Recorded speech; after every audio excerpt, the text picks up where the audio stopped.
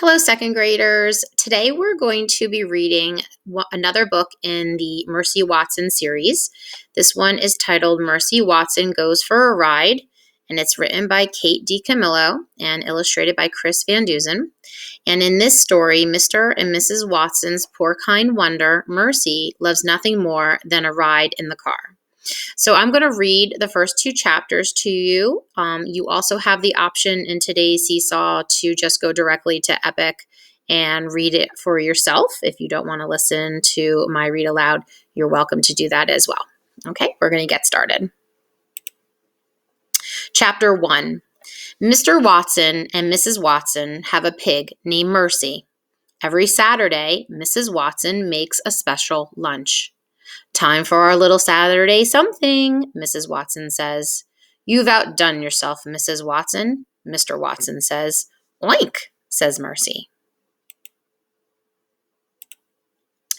Every Saturday after lunch, Mr. Watson goes outside. Mercy follows him. They stand in the driveway. Together, they admire Mr. Watson's convertible. "Are you ready?" asks Mr. Watson. "Oink," says Mercy. Mr. Watson opens the passenger door. Mercy hops into the car. She sits behind the wheel. She snuffles contentedly. Chapter 2. Says Mr. Watson every Saturday.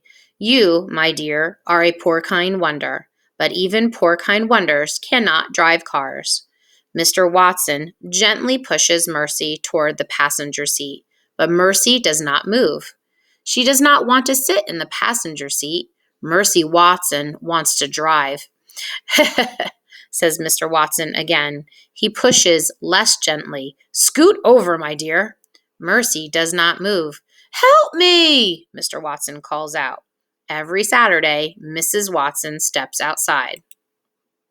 "Darling," Mrs. Watson says, "if you let Mr. Watson drive, I will make you an extra helping of hot buttered toast. I will have it waiting for you when you get back home." Mercy narrows her eyes. She loves hot buttered toast. She also loves extra helpings. Slowly, very slowly, she moves over to the passenger side. "What a dear," says Mrs. Watson. She claps her hands. "You are such a good sport, darling." "Yes," says Mr. Watson. "She most certainly is." He gets in the car and sits behind the wheel. He turns the key in the ignition.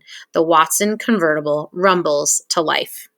So that's the end of chapter 2. So today you are going to either reread the story for yourself, or you can rewatch this read aloud if you need to.